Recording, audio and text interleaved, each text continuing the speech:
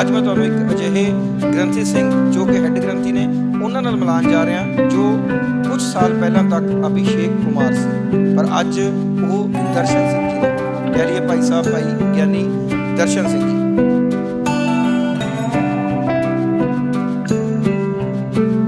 ਦੇਖੋ ਪਤਾ ਹੀ ਨਹੀਂ ਲੱਗਿਆ, ਮੈਨੂੰ ਆਪ ਨਹੀਂ ਪਤਾ ਲੱਗਿਆ ਸਾਰੀ ਜ਼ਿੰਦਗੀ ਦੇ ਵਿੱਚ ਹੈ ਨਾ ਜੀ। ਮੇਰੇ ਮਾਤਾ ਪਿਤਾ ਜੀ ਹੁਣ ਵੀ ਉਹਨਾਂ ਚੀਜ਼ਾਂ ਨੂੰ ਮੰਨਦੇ ਨੇ, ਪਰ ਮੈਂ ਇਸ ਚੀਜ਼ ਤੋਂ ਉੱਤੇ ਹਾਂ ਕਿ ਮੈਂ ਗੁਰੂ ਗ੍ਰੰਥ ਸਾਹਿਬ ਤੋਂ ਸਿਵਾਏ ਕਿਸੇ ਹੋਰ ਨੂੰ ਮੰਨਦਾ ਨਹੀਂ। ਅਤੇ ਮੈਂ ਇਸੀ ਲਾਈਨ ਦੇ ਵਿੱਚ ਜਦੋਂ ਵੀ ਉਹਦਾ ਪਿਆ, ਉਸ ਤੋਂ ਬਾਅਦ ਮੈਂ ਸਾਰੀ ਚੀਜ਼ਾਂ ਨੂੰ ਜਿਵੇਂ ਕਹਿ ਦਿਓ ਨਾ, ਪਿੱਛੇ ਜੋ ਪਾਛੇ ਜੋ ਬੀਤੀ ਸੋ ਬੀਤੀ ਦਾ ਕਾਰਜ ਉਹ ਭੁੱਲ ਚੁੱਕਿਆ।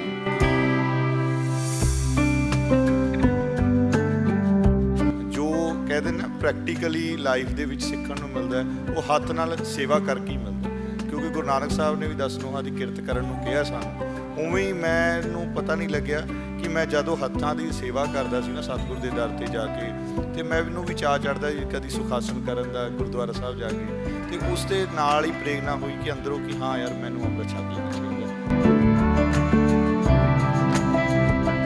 ਉਹਨਾਂ ਦੇ ਮਾਂ ਪਿਓ ਅੰਮ੍ਰਿਤਧਾਰੀ ਹੋਣ ਤੇ ਬੱਚੇ ਕੇਸ ਕੱਟੇ ਹੁੰਦੇ, ਸਾਨੂੰ ਵੀ ਦਿਲ ਤੋਂ ਦੁਖੀ ਹੁੰਦਾ ਕਿ ਯਾਰ ਦੇਖੋ ਕੀ ਹੈ, ਇਹਨਾਂ ਦਾ ਤਾਂ ਪਰਿਵਾਰ ਹੀ ਇਸ ਚੀਜ਼ 'ਚ ਹੈਗਾ ਅਤੇ ਸਾਨੂੰ ਆਉਣ ਦੇ ਵਿੱਚ ਕਿੰਨੀਆਂ ਕਠਿਨਾਈਆਂ ਕਰਨੀਆਂ ਪਈਆਂ। ਸਾਡਾ ਜੀਵਨ ਦੇਖੋ ਅਤੇ ਇਹਨਾਂ ਦਾ ਜੀਵਨ। ਅੰਮ੍ਰਿਤ ਛਕਣ ਤੋਂ ਬਾਅਦ ਮੈਂ ਫਿਰ ਵੀ ਸੇਵਾ ਨਹੀਂ ਛੱਡੀ, ਨਿਰੰਤਰ ਜਾਰੀ ਰਹੀ ਜੇ ਸੇਵਾ। ਉਹ ਸੇਵਾ ਦੇ ਨਾਲ ਨਾਲ ਫਿਰ ਮੈਂ ਸੰਥਿਆ ਵੀ ਲਿੱਤੀ ਹੈ ਨਾ ਜੀ, ਅਤੇ ਇਸ ਲਾਈਨ ਦੇ ਵਿੱਚ ਆਇਆ ਅਤੇ ਫਿਰ ਬਾਣੀਆਂ ਕੰਠ ਕੀਤੀਆਂ। ਅਤੇ ਮੇਰੇ ਮਨ ਦੇ ਵਿੱਚ ਆਇਆ ਕਿ ਜੇ ਸਤਿਗੁਰ ਨੇ ਇੱਥੇ ਤੱਕ ਲਿਆਏ ਆ ਅਤੇ ਮੈਂ ਲਾਈਨ ਹੀ ਇਹ ਰੱਖ ਲਾਂ। ਬਹੁਤ ਜ਼ਿਆਦਾ ਮੁਸ਼ਕਿਲਾਂ ਵੀ ਆਈਆਂ, ਔਕੜਾਂ ਵੀ ਆਈਆਂ। ਕਈ ਵਾਰ ਰਿਸ਼ਤੇਦਾਰੀ ਵਾਲੇ ਵੀ ਕਹਿ ਦਿੰਦੇ ਸੀਗੇ ਕਿ ਆ ਤੁਹਾਡਾ ਮੁੰਡਾ ਸਰਦਾਰ ਬਣ ਗਿਆ ਜੀ, ਐਂ ਹੋ ਗਿਆ ਜੀ, ਐਂ ਦੇਖ ਕੇ ਕਈਆਂ ਨੂੰ ਹੁੰਦਾ ਨਾ ਜੀ। ਅਤੇ ਪਰ ਮੈਂ ਲਾਈਨ ਨਹੀਂ ਛੱਡੀ, ਜਿਹੜਾ ਪੱਲਾ ਫੜ ਲਿਆ ਉਸ ਪੱਲੇ ਨੂੰ ਛੱਡਿਆ ਹੀ, ਪਿੱਛੇ ਮੁੜ ਕੇ ਨਹੀਂ ਦੇਖਿਆ। ਮੈਂ ਹੁਣ ਜਿਵੇਂ ਚੋਲਾ ਪਾਉਣਾ ਹੈ ਨਾ, ਅਗਲਾ ਕਹਿੰਦਾ ਯਾਰ ਇਹ ਕੀ, ਇਹ ਪਾਠੀ ਹੈ, ਇਹ ਗ੍ਰੰਥੀ ਹੈ, ਐਂ ਕਹਿੰਦੇ ਕਈ ਜਾਣ ਦਿਓ, ਮੈਂ ਕਿਸੇ ਦੀ ਪਰਵਾਹ ਨਹੀਂ ਕਰਦਾ।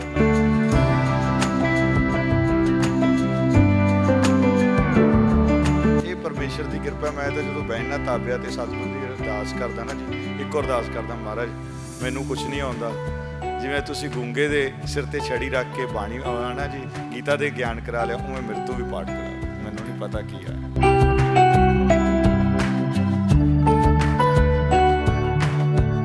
ਡੇਲੀ ਪੋਸਟ ਪੰਜਾਬੀ ਦੇਖ ਰਹੇ ਹੋ, ਮੈਂ ਹਾਂ ਅਨੁਰਾਗ ਸ਼ਰਮਾ। ਦੋਸਤੋ, ਜੇਕਰ ਗੱਲ ਕਰ ਲਈਏ, ਪਰਮਾਤਮਾ ਕਿਸੇ ਵੀ ਰੂਪ ਦੇ ਵਿੱਚ ਕਿਸੇ ਨੂੰ ਵੀ ਸਵੀਕਾਰ ਕਰ ਲੈਂਦਾ, ਇਹ ਅਕਸਰ ਲੋਕ ਕਹਿੰਦੇ ਆ, ਪਰ ਅਜਿਹੀ ਸ਼ਖਸੀਅਤ ਨਾਲ ਅੱਜ ਤੁਹਾਨੂੰ ਮਿਲਾਵਾਂਗੇ ਜਿਹੜੇ ਇਸ ਚੀਜ਼ ਨੂੰ ਸਾਬਿਤ ਕਰਦੇ ਨੇ। ਮੈਂ ਤੁਹਾਨੂੰ ਮਿਲਾਨ ਜਾ ਰਿਹਾ ਉਸ ਸ਼ਖਸੀਅਤ ਦੇ ਨਾਲ ਜਿਸ ਸ਼ਖਸੀਅਤ ਦਾ ਅੱਜ ਇੱਕ ਵੱਡਾ ਰੁਤਬਾ ਹੈ, ਇੱਕ ਵੱਡਾ ਸਟੇਟਸ ਹੈ, ਜਿੱਥੋਂ ਲੰਘਦੇ ਨੇ ਲੋਕ ਉਹਨਾਂ ਨੂੰ ਅਦਬ ਸਤਿਕਾਰ ਦੇ ਨਾਲ ਬੁਲਾਉਂਦੇ ਆ, ਪਰ ਪਹਿਲੀ ਜ਼ਿੰਦਗੀ ਉਹਨਾਂ ਦੀ ਕੁਝ ਹੋਰ ਸੀ। ਅੱਜ ਮੈਂ ਤੁਹਾਨੂੰ ਇੱਕ ਅਜਿਹੇ ਗ੍ਰੰਥੀ ਸਿੰਘ ਜੋ ਕਿ ਹੈੱਡ ਗ੍ਰੰਥੀ ਨੇ ਉਹਨਾਂ ਨਾਲ ਮਿਲਾਨ ਜਾ ਰਿਹਾ ਜੋ ਕੁਝ ਸਾਲ ਪਹਿਲਾਂ ਤੱਕ ਅਭਿਸ਼ੇਕ ਕੁਮਾਰ ਸੀ, ਪਰ ਅੱਜ ਉਹ ਦਰਸ਼ਨ ਸਿੰਘ ਜੀ ਨੇ। ਕਹਿ ਲਈਏ ਭਾਈ ਸਾਹਿਬ ਭਾਈ ਗਿਆਨੀ ਦਰਸ਼ਨ ਸਿੰਘ ਜੀ ਮੇਰੇ ਨਾਲ ਮੌਜੂਦ ਨੇ, ਗੱਲਬਾਤ ਉਹਨਾਂ ਨਾਲ ਕਰਦੇ ਹਾਂ। ਸਤਿ ਸ਼੍ਰੀ ਅਕਾਲ ਜੀ। ਸਤਿ ਸ਼੍ਰੀ ਅਕਾਲ ਜੀ। ਜਿਸ ਤਰ੍ਹਾਂ ਕਿ ਮੈਂ ਪਹਿਲਾਂ ਹੀ ਆਪਣੇ ਦਰਸ਼ਕਾਂ ਨੂੰ ਦੱਸਤਾ ਹੈ ਕਿ ਤੁਸੀਂ ਅਭਿਸ਼ੇਕ ਕੁਮਾਰ ਤੋਂ ਦਰਸ਼ਨ ਸਿੰਘ ਬਣੇ, ਉਹ ਵੀ ਇੱਕਦਮ ਕਹਿ ਦਈਏ ਖਾਲਸ ਰੂਪ ਦੇ ਵਿੱਚ। ਹਾਂਜੀ ਹਾਂਜੀ ਹਾਂਜੀ। ਕਿਸ ਤਰ੍ਹਾਂ ਦਾ ਸਫ਼ਰ ਸੀ ਇਹ ਜ਼ਿੰਦਗੀ ਦਾ? ਇਹ ਤੁਹਾਨੂੰ ਪਤਾ ਹੀ ਹੈ ਵੀਰ ਜੀ, ਜਿਵੇਂ ਨਾ ਸਿੱਖ ਮਹਾਰਾਜ ਜੀ ਇਹ ਰਸਤੇ ਨੂੰ ਲਿਆ ਸਕਦੇ ਨੇ, ਪਤਾ ਨਹੀਂ ਸੀਗਾ, ਕਦੀ ਸੋਚਿਆ ਵੀ ਨਹੀਂ ਸੀਗਾ ਇਸ ਲਾਈਨ ਦੇ ਵਿੱਚ ਆ ਜਾਵਾਂਗੇ। ਸਾਰੀ ਜ਼ਿੰਦਗੀ 'ਚ ਕਦੀ ਪਤਾ ਵੀ ਨਹੀਂ ਸੀ ਗੁਰੂ ਤੇਗ ਬਹਾਦਰ ਸਾਹਿਬ ਨੇ ਆਪਣੇ ਸਥਾਨ 'ਤੇ ਗ੍ਰੰਥੀ ਸਿੰਘ ਦੀ ਸੇਵਾ ਵੀ ਦੇਣੀ ਹੈ ਨਾ ਜੀ। ਕਦੀ ਇਹ ਵੀ ਨਹੀਂ ਸੋਚਿਆ ਸੀ ਕਿ ਤਾਬਿਆ ਬਹਿ ਜਾਵਾਂਗੇ, ਪਰ ਮਹਾਰਾਜ ਨੇ ਬਹੁਤ ਜ਼ਿਆਦਾ ਕਿਰਪਾ ਕੀਤੀ, ਬੜਾ ਕੁਝ ਸਿੱਖਣ ਨੂੰ ਮਿਲਿਆ ਸਾਨੂੰ। ਇੱਕ ਹਿੰਦੂ ਪਰਿਵਾਰ ਤੋਂ ਸੀਗੇ, ਅੱਜ ਵੀ ਪਰਿਵਾਰ ਦੇ ਸਾਰੇ ਜਿਹੜੇ ਮੈਂਬਰ ਨੇ ਉਹ ਹਿੰਦੂ ਰੀਤੀ ਰਿਵਾਜ ਜਾਂ ਹਿੰਦੂ ਧਰਮ ਦੇ ਵਿੱਚ ਬਿਲੀਵ ਰੱਖਦੇ ਆ। ਫਿਰ ਤੁਸੀਂ ਇੱਕਦਮ ਗੁਰਬਾਣੀ ਦੇ ਲੜ ਕਿਸ ਤਰ੍ਹਾਂ ਲੱਗ ਗਏ? ਕਿਸ ਤਰ੍ਹਾਂ ਕਹਿ ਲਈਏ ਕਿ ਇਹ ਪ੍ਰੇਰਨਾ ਮਿਲੀ ਜਾਂ ਕਿਸ ਤਰ੍ਹਾਂ ਪ੍ਰਿਤ ਪੈ ਗਈ? ਇਹ ਤਾਂ ਜੀ ਦੇਖੋ ਪਤਾ ਹੀ ਨਹੀਂ ਲੱਗਿਆ, ਮੈਨੂੰ ਆਪ ਨਹੀਂ ਪਤਾ ਲੱਗਿਆ ਸਾਰੀ ਜ਼ਿੰਦਗੀ ਦੇ ਵਿੱਚ ਹੈ ਨਾ ਜੀ।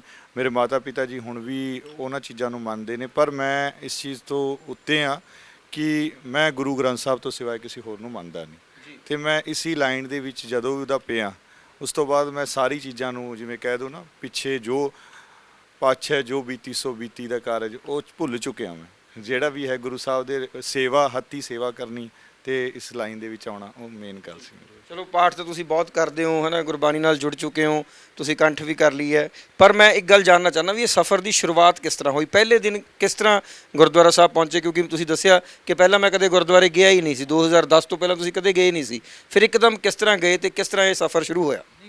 ਗਏ ਤਾਂ ਸੀਗੇ ਜੀ, ਜਿਵੇਂ ਹਨਾ ਜੀ 2010 ਤੋਂ ਪਹਿਲਾਂ ਗੁਰਦੁਆਰਾ ਸਾਹਿਬ, ਪਰ ਉੱਥੇ ਜਿਹੜਾ ਕੁਝ ਚੀਜ਼ਾਂ ਨਾ ਮੈਨੂੰ ਪਤਾ ਨਹੀਂ ਸੀਗਾ ਕਿ ਅਸੀਂ ਮੱਥਾ ਕਿਹਨੂੰ ਟੇਕਦੇ ਹਾਂ, ਹਨਾ ਗੁਰੂ ਗ੍ਰੰਥ ਸਾਹਿਬ ਕੀ ਹੈ।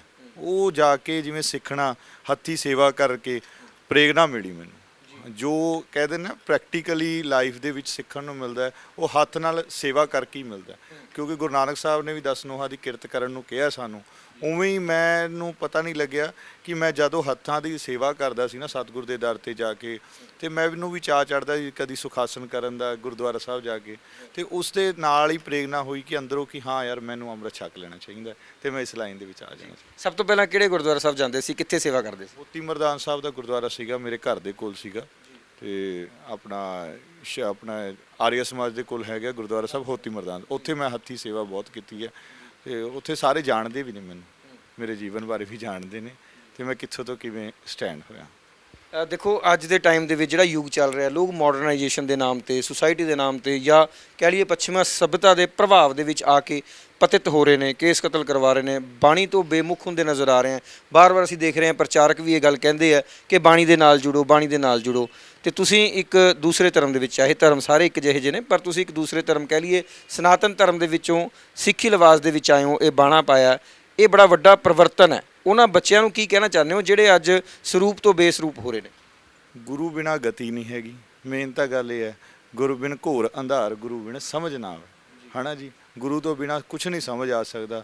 ਜੋ ਅੱਜ ਦੇ ਬੱਚੇ ਜਿਹੜੇ ਸਿੱਖ ਪਰਿਵਾਰ ਦੇ ਵਿੱਚ ਜੰਮੇ ਨੇ, ਉਹਨਾਂ ਨੇ ਹਨਾ ਜੇ ਹਲੇ ਤੱਕ ਅੰਮ੍ਰਿਤ ਨਹੀਂ ਛਕਿਆ ਜਾਂ ਸਿੱਖੀ ਨਹੀਂ ਅਪਣਾਈ, ਉਹ ਵਿਅਰਥੀ ਜਾ ਰਹੇ ਨੇ। ਉਹਨਾਂ ਦੇ ਮਾਪਿਓ ਅੰਮ੍ਰਿਤਧਾਰੀ ਹੋਣ ਤੇ ਬੱਚੇ ਕੇਸ ਕੱਟੇ ਹੁੰਦੇ, ਸਾਨੂੰ ਵੀ ਦਿਲ ਤੋਂ ਦੁੱਖ ਹੀ ਹੁੰਦਾ ਕਿ ਯਾਰ ਦੇਖੋ ਕੀ ਹੈ, ਇਹਨਾਂ ਦਾ ਤਾਂ ਪਰਿਵਾਰ ਹੀ ਇਸ ਚੀਜ਼ 'ਚ ਹੈਗੇ ਆ, ਤੇ ਸਾਨੂੰ ਆਉਣ ਦੇ ਵਿੱਚ ਕਿੰਨੀਆਂ ਕਠਿਨਾਈਆਂ ਕਰਨੀਆਂ ਪਈਆਂ, ਸਾਡਾ ਜੀਵਨ ਦੇਖੋ ਤੇ ਇਹਨਾਂ ਦਾ ਜੀਵਨ ਦੇਖੋ। ਪਰ ਮੈਂ ਉਹਨਾਂ ਨੂੰ ਕਹਿਣਾ ਚਾਹੁੰਦਾ ਕਿ ਤੁਸੀਂ ਸਿੱਖੋ ਉਹਦੇ ਤੋਂ ਕੁਝ, ਜਿਹੜਾ ਸਿੱਖਣਾ ਚਾਹੁੰਦੇ ਕਿ ਗੁਰੂ ਘਰ ਦੇ ਵਿੱਚ ਆ ਕੇ ਹੱਥੀਂ ਸੇਵਾ ਕਰੋ, ਜੋੜੇ ਝਾੜੋ, ਭਾਂਡੇ ਮਾਂਜੋ, ਉਹਨਾਂ ਨਾਲ ਆਪਣੇ ਆਪ ਹੀ ਮਹਾਰਾਜ ਕਿਰਪਾ ਕਰ ਦੇਣਗੇ ਤੇ ਤੁਸੀਂ ਅੰਮ੍ਰਿਤ ਛਕ ਸਕਦੇ ਹੋ। ਮਤਲਬ ਕੋਈ ਸਪੈਸ਼ਲ ਕੁਝ ਕਰਨ ਦੀ ਜ਼ਰੂਰਤ ਨਹੀਂ ਤੁਹਾਨੂੰ, ਜੇਕਰ ਤੁਹਾਡਾ ਮਨ ਜੁੜਨਾ ਚਾਹੁੰਦਾ ਤੇ ਤੁਸੀਂ ਗੁਰੂ ਘਰ ਆਓ, ਉੱਥੇ ਜਿਸ ਤਰ੍ਹਾਂ ਕਿ ਭਾਈ ਸਾਹਿਬ ਦੱਸ ਰਹੇ ਸੀ ਕਿ ਆ ਕੇ ਉੱਥੇ ਜੋੜਿਆਂ ਦੀ ਸੇਵਾ ਸੰਭਾਲੋ, ਬਰਤਨਾਂ ਦੀ ਸੇਵਾ ਸੰਭਾਲੋ, ਹੋਰ ਬਹੁਤ ਸਾਰੀਆਂ ਸੇਵਾ ਕਾਰਜ ਹੁੰਦੇ ਆ, ਉਹ ਕਰੋ। ਪ੍ਰਮਾਤਮਾ ਤੁਹਾਨੂੰ, ਗੁਰੂ ਸਾਹਿਬ ਤੁਹਾਨੂੰ ਆਪਣੇ ਆਪ ਆਪਣੇ ਵੱਲ ਲਗਾ ਲੈਂਦੇ ਆ। ਮਤਲਬ ਤੁਹਾਡਾ ਆਉਣਾ ਇੱਕ ਵਾਰ ਜ਼ਰੂਰੀ ਹੈ, ਉਸ ਤੋਂ ਬਾਅਦ ਆਉਣਾ ਤੁਹਾਡਾ ਸਫਲ ਵੀ ਹੋ ਜਾਂਦਾ। ਫਿਰ ਤੁਸੀਂ ਜਿਹੜੇ ਅੰਮ੍ਰਿਤ ਛਕਿਆ ਜਾਂ ਇਸ ਬਾਣੇ ਦੇ ਵਿੱਚ ਆਏ, ਇਹ ਕਿਸ ਤਰ੍ਹਾਂ ਪਹੁੰਚੇ? ਬਸ ਜੀ, ਅੰਮ੍ਰਿਤ ਛਕਣ ਤੋਂ ਬਾਅਦ ਮੈਂ ਫਿਰ ਵੀ ਸੇਵਾ ਨਹੀਂ ਛੱਡੀ, ਨਿਰੰਤਰ ਜਾਰੀ ਰਹੀ ਜੇ ਸੇਵਾ। ਉਹ ਸੇਵਾ ਦੇ ਨਾਲ ਨਾਲ ਫਿਰ ਮੈਂ ਸੰਥਿਆ ਵੀ ਲਿੱਤੀ, ਹਨਾ ਜੀ, ਤੇ ਇਸ ਲਾਈਨ ਦੇ ਵਿੱਚ ਆਇਆ ਤੇ ਫਿਰ ਬਾਣੀਆਂ ਕੰਠ ਕੀਤੀਆਂ, ਤੇ ਮੇਰੇ ਮਨ ਦੇ ਵਿੱਚ ਆਇਆ ਕਿ ਜੇ ਸਤਿਗੁਰ ਨੇ ਇੱਥੇ ਤੱਕ ਲਿਆਏ ਆ ਤੇ ਮੈਂ ਲਾਈਨ ਹੀ ਇਹ ਰੱਖ ਲਾਂ ਕਿ ਹਨਾ ਜੀ। ਮੇਰਾ ਜਦੋਂ ਹੁਕਮਨਾਮਾ ਸਾਹਿਬ ਆਇਆ ਸੀ, ਜਦੋਂ ਮੈਂ ਅੰਮ੍ਰਿਤ ਛਕਿਆ ਸੀ, ਦੀਨ ਦਰਦ ਨਿਵਾਰ ਠਾਕੁਰ ਰਾਖੇ ਜਨ ਕੀ ਆ, ਉਸ ਤੋਂ ਬਾਅਦ ਮੇਰਾ ਨਾਮ ਦੱਦਾ ਤੋਂ ਅੱਖਰ ਤੋਂ ਪੰਜ ਪਿਆਰਿਆਂ ਨੇ ਕਹਿ ਰੱਖ ਲਓ, ਤੇ ਦੱਦੇ ਅੱਖਰ ਤੋਂ ਜਦੋਂ ਫਿਰ ਮੈਂ ਕਿਸੇ ਕੋਲ ਗਿਆ, ਵਧੀਆ ਮੇਰੇ ਮੈਨੂੰ ਛਾਂਡਿਆ ਸੀ ਜਿਨ੍ਹਾਂ ਨੇ ਉਸਤਾਦਾਂ ਨੇ, ਤੇ ਉਹਨਾਂ ਨੂੰ ਕਿਹਾ, ਤੇ ਉਹ ਕਹਿੰਦੇ ਤੂੰ ਦਰਸ਼ਨੀ ਸਿੰਘ ਹੈ ਤੇ ਦਰਸ਼ਨ ਸਿੰਘ ਨਾਮ, ਤੇਰੇ ਦਰਸ਼ਨ ਨਾਲ ਹੀ ਸਾਰਾ ਕੁਝ ਵਧੀਆ ਲੱਗਿਆ ਕਰੇਗਾ, ਲੋਕ ਤੈਨੂੰ ਪ੍ਰੇਰਨਾ ਹੋਣਗੇ ਤੇਰੇ ਦਰਸ਼ਨ। ਉਹੀ ਗੱਲ ਹੋਈ ਜੀ, ਉਸ ਨਾਲ ਹੀ ਸਿੱਖਣ ਨੂੰ। ਦੇਖੋ ਚੇਂਜਸ ਬੜੀਆਂ ਆਉਂਦੀਆਂ ਜ਼ਿੰਦਗੀ ਦੇ ਵਿੱਚ, ਜਦੋਂ ਇਨਸਾਨ ਜਿਹੜਾ ਹੈ ਕੋਈ ਸਥਾਨ ਚੇਂਜ ਕਰੇ ਤਾਂ ਵੀ ਬੜੀਆਂ ਚੇਂਜਸ ਆ ਜਾਂਦੀਆਂ, ਬੜਾ ਕੁਝ ਨਵਾਂ ਸਿੱਖਣਾ ਪੈਂਦਾ। ਪਰ ਤੁਸੀਂ ਤਾਂ ਇੱਕ ਪੂਰੀ ਜ਼ਿੰਦਗੀ ਚੇਂਜ ਕੀਤੀ ਹੈ। ਕਿੰਨੀ ਕੁ ਮੁਸ਼ਕਲਾਂ ਆਈਆਂ ਜਾਂ ਕਿੰਨੀ ਕੁ ਚੇਂਜਸ ਆਈਆਂ?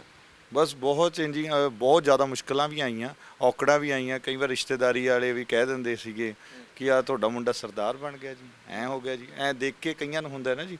ਤੇ ਪਰ ਮੈਂ ਲਾਈਨ ਨਹੀਂ ਛੱਡੀ, ਜਿਹੜਾ ਪੱਲਾ ਫੜ ਲਿਆ ਹੁਣ ਉਸ ਪੱਲੇ ਨੂੰ ਛੱਡਿਆ ਹੀ ਨਹੀਂ, ਪਿੱਛੇ ਮੁੜ ਕੇ ਨਹੀਂ ਦੇਖਿਆ। ਮੈਂ ਹੁਣ ਜਿਵੇਂ ਚੋਲਾ ਪਾਉਣਾ ਹੈ ਨਾ, ਅਗਲਾ ਕਹਿੰਦਾ ਯਾਰ ਇਹ ਕੀ, ਇਹ ਪਾਠੀ ਹੈ, ਇਹ ਗ੍ਰੰਥੀ ਹੈ, ਐਂ ਕਹਿੰਦੇ ਨੇ, ਕਹੀ ਜਾਣ ਦਿਓ। ਮੈਂ ਕਿਸੇ ਦੀ ਪਰਵਾਹ ਨਹੀਂ ਕਰਦਾ, ਮੈਂ ਜਿਹੜੇ ਸਤਿਗੁਰ ਦੀ ਲਾਈਨ ਦੇ ਵਿੱਚ ਆ ਗਿਆ ਤੇ ਆ ਗਿਆ। ਪਰ ਅੱਜ ਤਾਂ ਤੁਸੀਂ ਬਹੁਤ ਅੱਛੀ ਥਾਂ ਦੇ ਉੱਤੇ ਬੈਠੇ ਹੋ, ਬੜਾ ਤੁਹਾਡਾ ਸਤਿਕਾਰ ਹੈ। ਅਸੀਂ ਦੇਖਿਆ ਗੁਰੂ ਘਰ ਦੇ ਵਿੱਚ ਵੀ ਬੜਾ ਸਤਿਕਾਰ ਹੈ ਤੇ ਬਾਹਰ ਵੀ ਬੜਾ ਸਤਿਕਾਰ ਹੈ। ਉਹ ਚੀਜ਼ ਚੇਂਜ ਲੱਗਦਾ ਹੈ, ਚਾਹੇ ਘਰ ਦੇ ਜਾਂ ਰਿਸ਼ਤੇਦਾਰ ਕਹਿੰਦੇ ਹੋਣ, ਪਰ ਬਾਹਰ ਦਾ ਬੜਾ ਸਤਿਕਾਰ ਮਿਲਿਆ। ਹਾਂ, ਬਹੁਤ ਜ਼ਿਆਦਾ ਕੁਝ ਮਿਲਿਆ ਮੈਨੂੰ, ਸਤਿਕਾਰ ਅੱਜ ਵੀ ਮਿਲਦਾ। ਮੈਨੂੰ ਦਰਬਾਰ ਸਾਹਿਬ ਜਾਣਾ ਤਾਂ ਵੀ ਮਹਾਰਾਜ ਦੇ ਸਾਰੇ ਸਿੰਘ ਸਾਹਿਬਾਨ ਜਾਣਦੇ ਨੇ, ਨਾਮ ਨਾਲ ਜਾਣਦੇ ਨੇ, ਤੇ ਸਤਿਕਾਰ ਬਹੁਤ ਹੈ।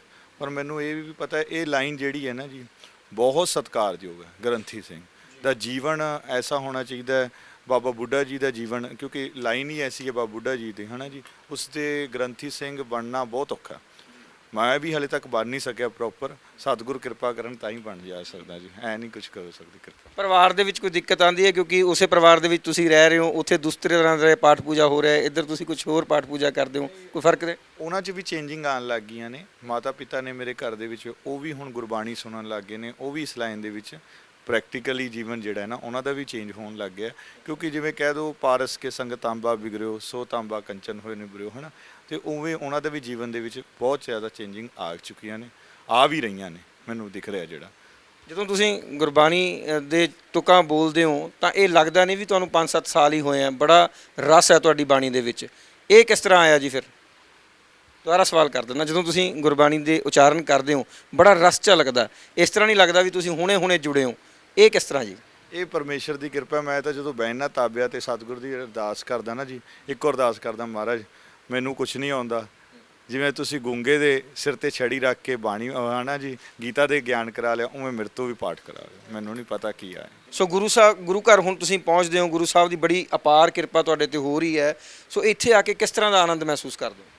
ਬਸ ਸਤਿਗੁਰ ਦੀ ਕਿਰਪਾ ਹੀ ਹੈ ਜੀ। ਮੈਨੂੰ ਆਨੰਦ ਤਾਂ ਜੇ ਹੈ ਨਾ ਜੀ, ਅੰਮ੍ਰਿਤ ਵੇਲੇ ਜਾਗਣਾ ਸਭ ਤੋਂ ਵੱਡਾ ਆਨੰਦ ਹੈ, ਜਿਹੜਾ ਸਤਿਗੁਰ ਤੋਂ ਮੈਂ ਅਰਦਾਸ ਕਰਦਾ ਕਿ ਮੇਰੇ ਤੋਂ ਅੰਮ੍ਰਿਤ ਵੇਲਾ ਖੁੰਝ ਨਾ ਜਾਵੇ। ਤੇ ਉਰੇ ਆ ਕੇ ਮੈਨੂੰ ਬੜਾ ਕੁਝ ਸਿੱਖਣ ਨੂੰ ਮਿਲਿਆ, ਹਾਲੇ ਵੀ ਸਿੱਖ ਰਹੇ ਹਾਂ, ਜੀਵਨ ਚੇਂਜ ਹੋ ਰਿਹਾ, ਹੋਰ ਚੇਂਜ ਕਰਨਾ ਚਾਹੁੰਦਾ ਕਿ ਹਾਂ ਹੁਣ ਜੇ ਔਕੜਾਂ ਆਉਂਦੀਆਂ ਨੇ ਜ਼ਿੰਦਗੀ ਦੇ ਵਿੱਚ, ਪਰ ਮੈਨੂੰ ਕੋਈ ਹੁਣ ਦੁੱਖ ਨਹੀਂ ਹੈਗਾ, ਕਿਉਂਕਿ ਮੇਰੇ ਘਰ ਦੇ ਵੀ ਚੇਂਜ ਹੋ ਚੁੱਕੇ ਨੇ ਮੇਰੇ ਨਾਲ। ਉਹਨਾਂ ਦੇ ਵੀ ਜੇ ਦੇਖਿਆ ਜਾਵੇ, ਉਹ ਮੈਨੂੰ ਕਹਿੰਦੇ ਨੇ ਬਹੁਤ ਅੱਛੀ ਲਾਈਨ ਫੜੀ ਹੈ, ਨਸ਼ਿਆਂ 'ਚ ਨਹੀਂ ਗਿਆ ਤੂੰ, ਹੋਰ ਗਲਤ ਕੰਮਾਂ 'ਚ ਨਹੀਂ ਗਿਆ, ਪਰ ਇਹ ਵਧੀਆ ਲਾਈਨ ਚੁਣੀ। ਜਿਸ ਤਰ੍ਹਾਂ ਤੁਸੀਂ ਕਿਹਾ ਕਿ ਰਿਸ਼ਤੇਦਾਰ ਕਹਿੰਦੇ ਆ ਕਿ ਹੈ ਨਾ ਮੁੰਡਾ ਸਰਦਾਰ ਬਣ ਗਿਆ ਜਾਂ ਬਣ ਗਿਆ, ਹਜੇ ਜਦੋਂ ਤੁਸੀਂ ਆਨੰਦ ਕਾਰਜ ਕਹਿ ਲਈਏ ਵੀ ਨਹੀਂ ਹੋਏ, ਹਜੇ ਉਹ ਬੰਧਨ ਨਹੀਂ ਜੁੜਿਆ, ਫਿਰ ਉਸ 'ਤੇ ਦਿੱਕਤ ਨਹੀਂ ਆਊਗੀ ਕੋਈ?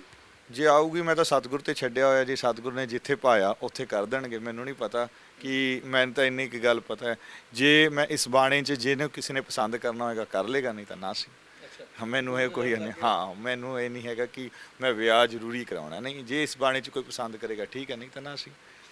ਬਹੁਤ ਬਹੁਤ ਸ਼ੁਕਰੀਆ ਜੀ। ਸੋ ਭਾਈ ਸਾਹਿਬ ਬਹੁਤ ਸਿੱਖ ਨੌਜਵਾਨਾਂ ਦੇ, ਬਹੁਤ ਪਤਿਤ ਹੋਏ ਨੌਜਵਾਨਾਂ ਦੇ ਪ੍ਰੇਰਨਾ ਸਰੋਤ ਨੇ, ਕਿਉਂਕਿ ਇਹਨਾਂ ਨੇ ਇੱਕ ਦੂਸਰੇ ਧਰਮ ਦੇ ਵਿੱਚੋਂ ਆ ਕੇ ਗੁਰੂ ਦੇ ਲੜ ਲੱਗੇ ਨੇ, ਕਿਉਂਕਿ ਬਾਣੀ ਦਾ ਅਸਰ ਹੀ ਅਜਿਹਾ, ਜਦੋਂ ਸੇਵਾ ਕਰਨ ਜਾਂਦੇ ਸੀ ਉੱਥੇ ਕੰਨਾਂ ਦੇ ਵਿੱਚ ਬਾਣੀ ਪੈਂਦੀ ਸੀ, ਸੋ ਇਹ ਬਾਣੀ ਦੇ ਲੜ ਲੱਗ ਗਏ ਨੇ। ਬਹੁਤ ਸਾਰੇ ਨੌਜਵਾਨ ਅੱਜ ਇਹਨਾਂ ਨੂੰ ਸੁਣ ਰਹੇ ਹੋਣਗੇ, ਦੇਖ ਰਹੇ ਹੋਣਗੇ, ਔਰ ਤੁਸੀਂ ਦੇਖਿਆ ਕਿ ਕਿਸ ਤਰ੍ਹਾਂ ਇਹਨਾਂ ਦੇ ਮੁਖ ਤੋਂ ਅੰਮ੍ਰਿਤ ਝਲਕਦਾ, ਕਹਿ ਲਈਏ ਰਸ ਝਲਕਦਾ ਜਦੋਂ ਇਹ ਬਾਣੀ ਦਾ ਉਚਾਰਨ ਕਰਦੇ ਨੇ। ਮਤਲਬ ਇਹ ਗੁਰੂ ਸਾਹਿਬ ਦੀ ਕਿਰਪਾ ਹੀ ਹੈ, ਔਰ ਦਰਸ਼ਨ ਸਿੰਘ ਜੀ ਖੁਦ ਇਸ ਗੱਲ ਨੂੰ ਮੰਨਦੇ ਆ ਕਿ ਮੇਰੇ ਤੇ ਗੁਰੂ ਸਾਹਿਬ ਦੀ ਕਿਰਪਾ ਹੀ ਹੈ। ਉਹਨਾਂ ਨੇ ਛੜੀ ਰੱਖ ਕੇ ਗੂੰਗੇ ਤੋਂ ਜਿਹੜਾ ਗਿਆਨ ਬਲਵਾਤਾ ਸੀ, ਤੇ ਮੈਂ ਤਾਂ ਫਿਰ ਜੀਭ ਮਿਲੀ ਹੋਈ ਹੈ, ਇਸ ਕਰਕੇ ਮੈਂ ਆਪਣੇ ਆਪ ਤੇ ਕਿਰਪਾ ਮੰਨਦਾ ਗੁਰੂ ਸਾਹਿਬ ਦੀ। ਸੋ ਸੇਵਾ ਵੀ ਕਰ ਰਹੇ ਹਾਂ, ਗੁਰਦੁਆਰਾ ਸਾਹਿਬ ਦੇ ਵਿੱਚ ਗ੍ਰੰਥੀ ਸਿੰਘ ਦੀ ਸੇਵਾ ਵੀ ਨਿਭਾ ਰਹੇ ਹਾਂ। ਇਸ ਦੇ ਨਾਲ ਦੂਸਰੇ ਜਿਹੜੇ ਨੌਜਵਾਨ ਕਹਿ ਲਈਏ ਭਟਕ ਰਹੇ ਆ, ਉਹਨਾਂ ਨੂੰ ਰਾਹ ਤੇ ਲਿਆਉਣ ਦੀ ਕੋਸ਼ਿਸ਼ਾਂ ਵੀ ਲਗਾਤਾਰ ਜਾਰੀ ਨੇ। ਸੋ ਵਾਹਿਗੁਰੂ ਤੁਹਾਨੂੰ ਸਫਲ ਕਰਨ, ਜਿਹੜੇ ਤੁਸੀਂ ਰਸਤੇ ਤੇ ਚੱਲੇ ਹੋ ਉਹ ਰਸਤਾ ਤੁਹਾਡਾ ਬਹੁਤ ਵਧੀਆ ਮੰਜ਼ਿਲ ਵੱਲ ਜਾਵੇ। ਕੈਮਰਾਮੈਨ ਸੁਨੀਲ ਦੇ ਨਾਲ ਅਨੁਰਾਗ ਸ਼ਰਮਾ, ਡੇਲੀ ਪੋਸਟ ਪੰਜਾਬੀ ਲਈ ਪਟਿਆਲਾ ਤੋਂ।